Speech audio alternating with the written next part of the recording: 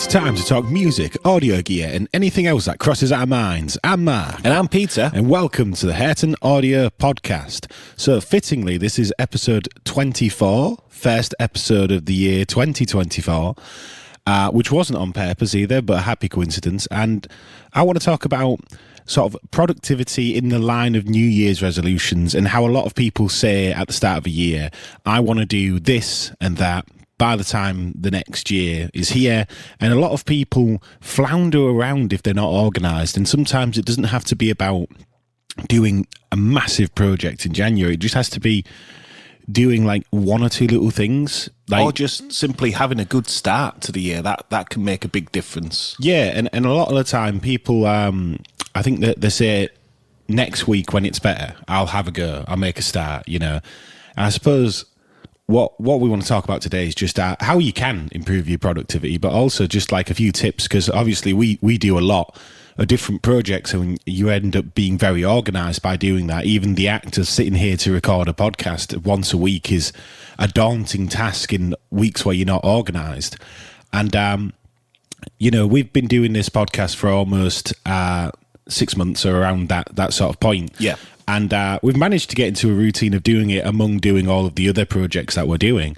You know, we haven't hit every week, but we've hit the vast majority of the weeks. Yeah, there's been 1 or 2 weeks where we've ended up with sort of 2 in 3 weeks sort of upload. But like I say, it's just about trying to do it and just saying, look, I'm gonna try and do something and see how it goes. But I mean, a lot of that can be just things to inspire your creativity or your like motivation. So you could say, if I do this, I'll save up for this, or if I get this piece of equipment or whatever, it'll inspire me to use it. But obviously everybody's mind works in different ways. Well, I think like at the start of a new year, the best way to get yourself like fired up in terms of being creative is to find something new. Now that can be a very broad thing. It could be a new band or artist that you really like. It might be a new producer that you really appreciate their sort of workflow and their actual results for.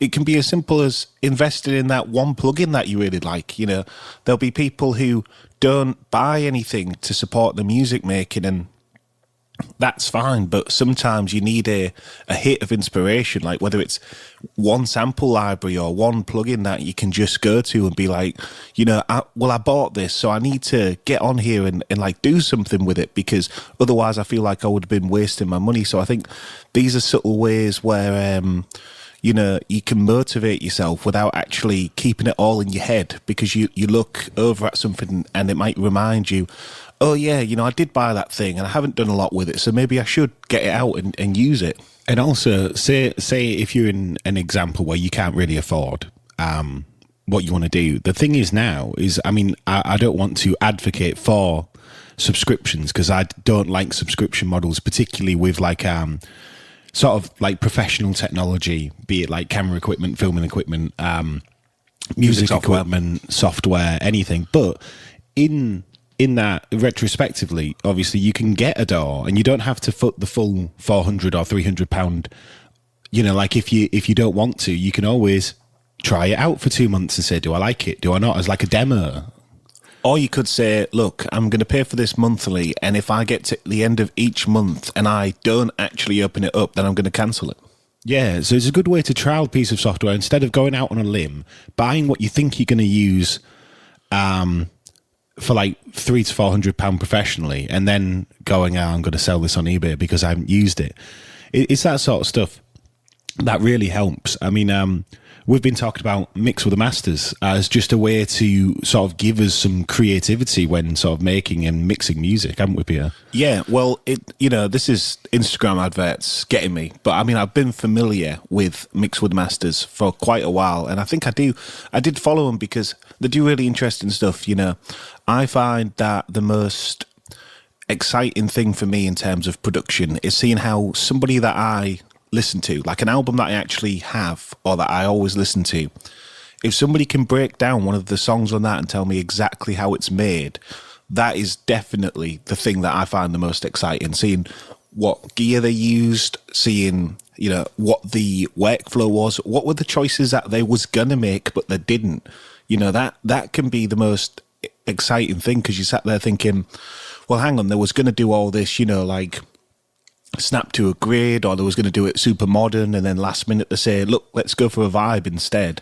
And you might be sat there thinking, well, maybe I should go for the vibe and go for, you know, something that isn't holding yourself to a higher standard. Because, you know, I think in everybody's heads, you know, if you make music, you often think it's a lot worse than it is. And you might show it to somebody and they might be absolutely blown away for whatever reason it is. It may just be the energy, because, you know, it gets to a point, I think, where a lot of professional music makers, you know, they can record super slick, like jams and everything, but there's a raw energy that can be quite difficult to capture, I think, even for the most experienced in the industry. And I also think a lot of people look at their favourite songs and think this is a masterpiece. Every note is there on purpose.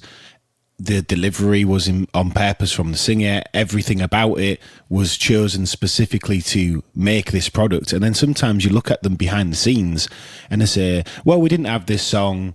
Like they were saying with Tony Iommi's and Black Sabbath's Paranoid. Yeah. They said the only reason Paranoid was written is because they had 2.5 minutes to fill on one side of vinyl, and they just needed to write a short song.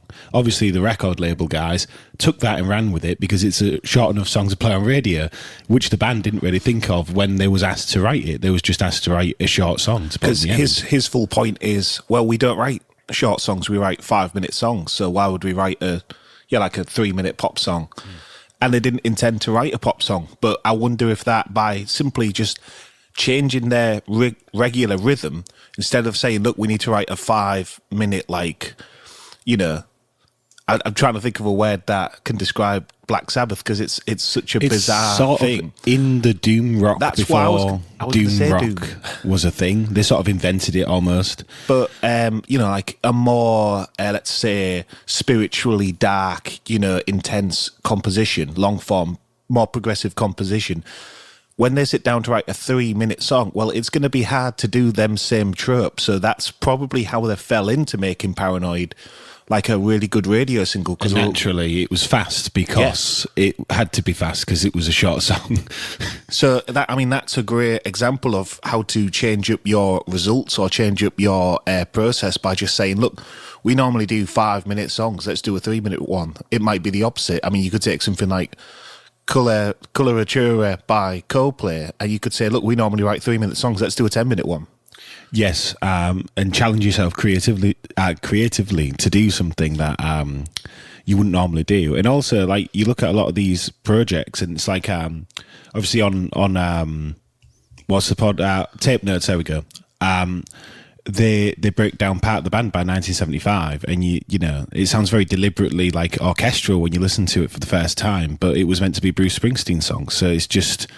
But then none of them was really vibing that much, and then they changed it when the orchestral players played some stuff. They went, "Oh, that's cool. Let's do that." And it's like, you know, sometimes ideas and what we look at as a fan perspective as perfection is just a happy accident from like the manufacturing side of it. I suppose as well, you know, I think everybody can be very guilty of saying, look, I want this song to be a house beat or drum and bass, or I want this to be a heavy rock or punk song. And sometimes maybe you should listen to the song you record and say, well, what is the song saying back to you? You know, it sounds very pretentious, but you may be trying to record like a really fast steamrolling like punk track, and you may listen to the vocal, you might go, well, that vocal's really melodic, and these chords that sort of would go under if we played them on a different instrument, like on a keyboard, that might be really melodic. And all of a sudden you might say, well, maybe we're not playing this in the right genre. You know, I think if you can, you know, it's definitely a more difficult thing to do, because you sort of have to take the training wheels off, and just say to the song, fly, and say, lead us where we're supposed to go. Yeah, 100%. And that's all that it takes, I think, sometimes to spark an idea, and then you end up with something. But I think as well, it's just about trying to make those steps and trying to do like an hour or 2 hours a day. It sounds really hard to do when you're not in a routine, but I think that's the key to actually getting somewhere, because I think if you never work on, if you say go like 3 or 4 months without working on a project because you're busy or you're at work or whatever, and then you go back to that project, you go, well, I don't know. I mean, I was in a different place when we started that, and 3 months later, you know, you don't want to work on it, which happens to a lot of people. I think it's better just to slowly chip away at it, and then you never feel like you're coming back to something after 2 or 3 months in a completely different headspace. I mean, we're very guilty of starting a project, and then by the time we're halfway through, we want to do something else, and then you're trying to finish this idea, and your mind's like, well, I'm done with that idea, I want to go to the next idea, but you're still trying to finish. I think that is definitely the bane of most creative people, is that, you know, your mind can move like so fast, or, you know, I suppose there's always that excitement of the next thing. So I find, you know, this is where the memes come from, where it's like idea like 560 that's unfinished and stuff like that. Because the actual potential of scrapping what you've got and starting again is so much more satisfying for a lot of people than actually finishing that thing that you've been working on for like a month. But, you know, if you don't ever finish anything, you don't ever really have anything. So it becomes a bizarre and vicious cycle where sometimes you've really got to sit there and say, look, let's just finish this, even if it goes on your Bandcamp or your SoundCloud. I do think a lot of people, when they get to like a stage where they're almost finishing a track, it's very easy to just say, no, it's not good enough. And you don't learn anything from having a track that you never release, in my opinion. Even if you mix it and master it, but you never actually put it on Spotify, you can have like the MP3 and listen to that and say, what do I like and what don't I like about that? But when you've got a mix session, say in Ableton or whatever, and you have to open Ableton and you can just tweak it immediately because you've got all the faders and plugins in front of you. Yeah. That idea is never fully finished, so you can never really add feedback to that idea, because there's something about having just like a WAV or an MP3 in, say, iTunes or Spotify or whatever. You can compare it to any song you like, any song you've previously done, and you immediately draw conclusions that you would never draw when you just sat listening to it in the door. I will say for this is something that I think people probably know, but I don't think anybody ever does. Spotify has an offline local library version. So if you've got like Spotify on your laptop, that's the main thing you use. You go, oh, it's too difficult to like listen to my mixes in Spotify. There's literally a tab that says local files, and it will just scan all your local files, and just like if you set it to a folder where you have all your finished exports, then boom, they're in Spotify. You can queue them in a playlist. So, you know, there is a volume disparity depending on how you set it up. That's something you've got to listen to. But, you know, you can just integrate these into a lot of the streaming setups now. You know, you don't have to have an offline library on iTunes, which I do think this is a barrier to why people don't export, because they go, well, I'll never listen to it, I don't use iTunes. It's like, well, if you use Spotify, you can just stick it in there. You know, you don't have to upload it to Spotify's server. You can just put it on your hard drive and access it through Spotify with all of Spotify's, you know. And you can also put it in your own playlist, so you can have your finished mix playlist on Spotify, but none of them's out on Spotify. It's just in your local hard drive, but it gives you the illusion when you're looking at it that you have finished it and you're looking at it within Spotify as well, which I think is quite nice. Yeah, and also it just means it's one click away. You're already opening Spotify, you're listening to your favourite playlist. Oh, I'll just cue that mix, see how it sounds back to back against one of my other favourite artists. And boom, all of a sudden that massive barrier of finding it in your folder structure and everything's gone. It's just right there, queued up. Yeah, and I think a lot of people, like, even if we say move away from music and we look at just being creative, like, it's so easy to start a new hobby, particularly with the technology that we have. Video masterclasses I've always been a little bit more wishy-washy on, because you have to, a lot of the time, fork down a lot of money, and then it's, do you have what they have, and, you know, how far are you in the experience, and does it translate well when you're watching? But I mean, like, when you just think about, oh, I want to get into photography, and you've got the camera quality you've got on a phone in comparison to what people had 20 years ago to get into photography, it's immediate, you know. And the amount of like apps that are free for computers and phones where you can get into a new skill, so like animation or just like art in general. Also, like learning another language, that seems to be one of the most accessible things possible now. Yeah, it does. And yeah, it's just about trying to do any goal. But like you say, if you're a musician listening to this podcast, right, you can get into doing photography, and that can lead to doing your own album art, or you can get into animation or like just general like fine art or whatever. Be it creatively, like in the room with pencils, charcoal, and paper, or on a computer via one of those the tablet yeah. things. It's a way for you to be creative, but also it's something that you can learn how to do, and you might actually make something nice enough where you go, I want to use that as the next single cover or the next album cover or promo on social media or whatever. And it's like tying the skills together, but also doing that side sort of hobby might give you the inspiration to go, well, I've tried something different there. Now I want to try something different next time I go into the studio to make something, or next time I want to get a guitar and write a song, Yeah.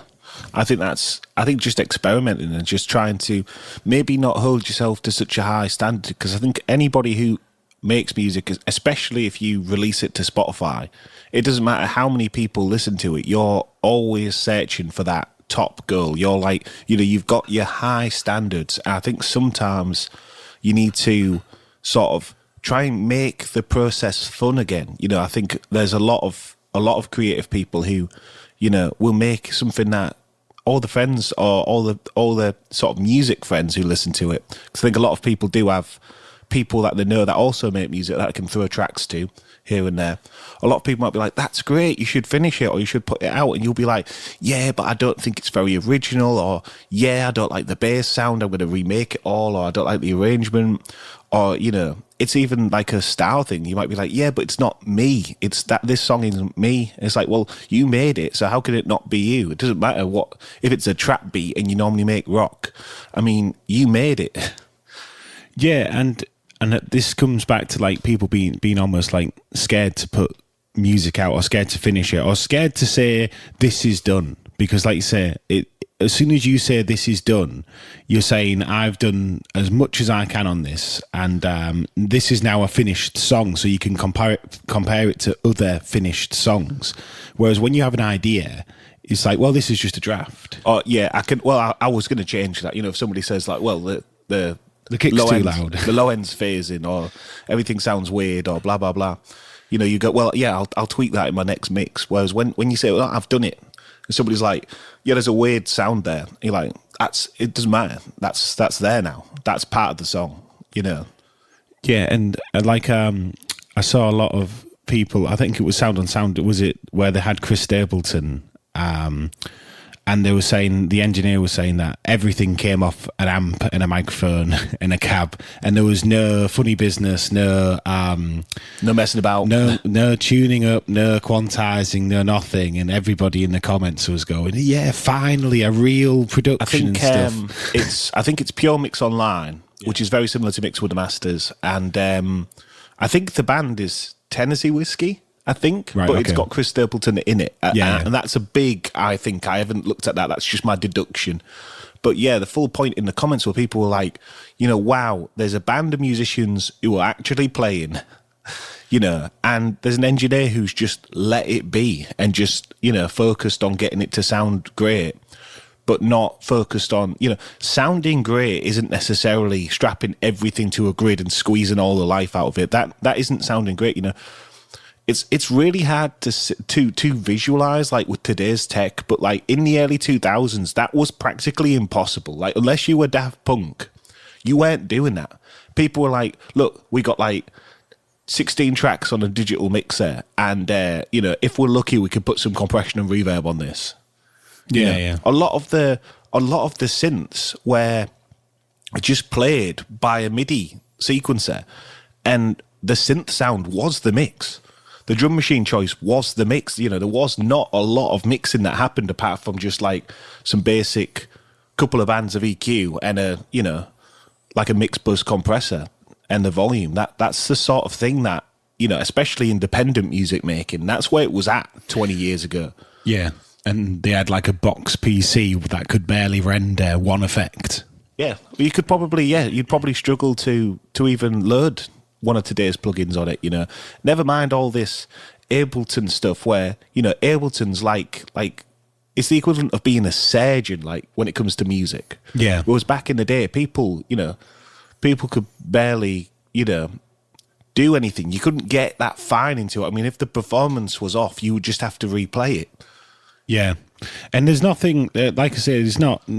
There's nothing wrong with sequencing music, and there's nothing wrong with leaving mistakes in. But I mean, like, I suppose the problem is now is if you have a live band recording and somebody makes a mistake, everybody goes, well, we'll fix it in the mix, and that's just how it seems to be at the moment. But sometimes embracing that mistake, I mean, it all depends on the mistake, whether it's like a monumental song breaker or whether it's like a duff note here or a bit of feedback from an amp or a drum fill that maybe is a little bit too long, but the full band's playing with it, so you don't really feel that jarring sort of movement on the track, But if you embrace those mistakes, that makes you sound different from other people, because at the moment, people don't leave mistakes in music. And it's more like an attitude thing as well. But a lot of people are craving like organic music, and it is out there. And I feel sorry for any band who's making organic music that they're just recording in a room, mixing it well, like with 10, 15 microphones, and then putting it out, because people say, like magazines and stuff, they say, where's the bands, where's the talent? And you go, the talent's there. It's just nobody wants to give them a chance, and no label can be bothered to say, here's your advance, you're on this label. But that's the thing that's so frustrating. And you'll see people praise, like, say, Pure Mix or whatever, for a band that doesn't use all the fancy studio tricks. But then if a local band in any area is like, this is our album, it's recorded with 4 of us playing straight off our amps, people go, oh, that's because you can't afford anything else, Yeah, I think there's a big attitude difference, because when you can make everything perfect regardless of skill level, there comes a conundrum where you will make something perfect even if it's detrimental to the feeling and the immersion of that. I think we all find there's always a massive discussion with pitch correction on, is it actually helping? Is it actually helping? It's such a nuanced argument. Like, there's applications where you listen to it and go, yeah, you're taking that wrong note and making it right, which is objectively true. But then there's other applications of, well, if you take a track where the vocal's good enough, it's fine. There's personality, there's vibrato, there's, glides in the vocal, and you're hitting like basically all the notes. But if you sit there and go, my vibrato is really bothering me and I didn't get up to that note fast enough, and you start squeezing all of that performance and personality out of it, then I think that's where the problem lies, because it may be that you're going so many more steps, because you're insecure about people scrutinising the vocal. But I mean, we keep talking about Olivia Rodrigo, and she just does whatever on her tracks, and they're massive, they're hugely popular. Nobody says, well, you just like screeching or talking, and this part's atonal. And yes, we know she can sing, and we know that there's melodics, but it's the fact that there's obvious sections in it where there isn't any processing, and you can tell the difference. Yeah, where she's chosen to sound like angry or hyped up, or and to do that, the only way you can do that really is by not singing the notes and sort of like ramping up the energy, which translates to her on the record almost shouting at you, the listener. Yeah, and like Bad Idea, right, and stuff. It's that sort of energy, and it's very different because you don't hear that a lot on radio. And I know that she is like a major label act, but it's nice to hear a little bit of that, because hopefully in the next few years we're going to see, at least within the rock and traditional genres, we're going to see a movement away from perfectionism and into just like a sort of like a pseudo grungy thing where they're just embracing people recording. Because I think you can be perfect, and there's nothing wrong with that. I mean, albums that are examples to me in the modern age of that is I Like It When You Sleep by the 1975. I mean, a track like She's American is just textbook perfection. And I love that song. I love that album. I think it's fantastic because I like to listen to, songs that are amazing in the traditional sense. But then, that doesn't work if you're making grunge. It's an application thing. If you're making like pseudo 80s pop, then yeah, you're probably going to want it perfect. You might have to use drum machines. You may have to do all these tricks we've been talking about to actually make it sound right. Because in the 80s, if the drummer couldn't play it, they just put a drum machine on it. They used a synth bass. They just did whatever. They didn't care. But if you're like going for a 60s, 70s feel, doing that will hurt the vibe of your music. Yeah, it's like, I suppose you've got to think of it like almost like it's a case-by-case basis with a lot of stuff, and you've got to think of it almost like a test. Like if you were saying to, say, a professor, well, I'm doing this with this paintbrush in art, and somebody went, well, Pablo Picasso, he didn't use that type of paintbrush. He didn't use that type of paint. So how are you meant to paint that picture with the wrong type of paint? It's almost like colours, if you will, with music. Yeah. It's very hard to, I mean, obviously there's really good artists who do like mind-bending illusions in the wrong medium, but that aside, it's very hard to do something when you're using all the wrong tools. I suppose it's better with construction. If you're using the wrong nails, it's not going to work. Yeah, and I think the idea is, if you're trying to fix everything and you want to sound like Nirvana didn't fix anything. Do you know what I mean? They just played. They played and captured a vibe. So, I know you can watch the classic albums where they had, was it Something in the Way, Something in the Wind? What's the song? I think it's Something in the Way. Something in the Way. What, where he's whispering it on the couch? Yeah. He's whispering it. But they were saying that on that one, they had to play it all to Kurt Cobain's guitar, and he just did it live to no click.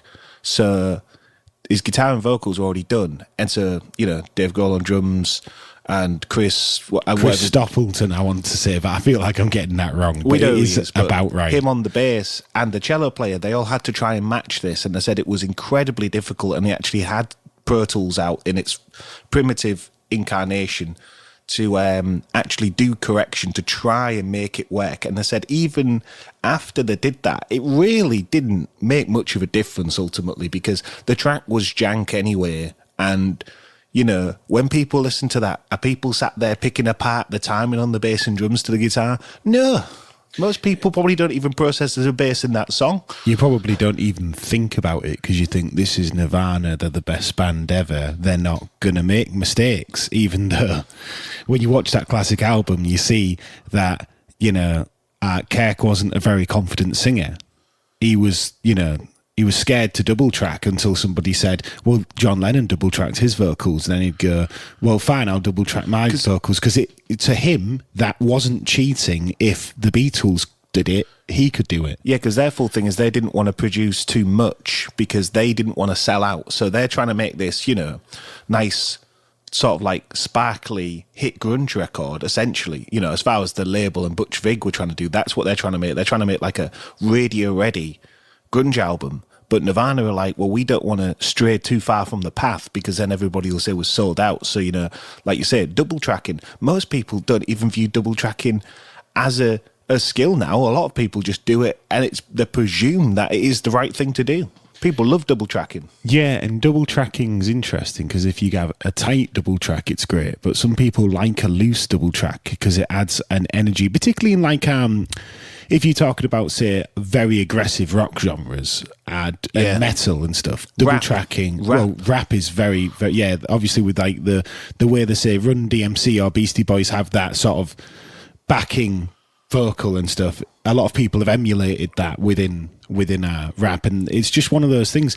It gives certain words emphasis.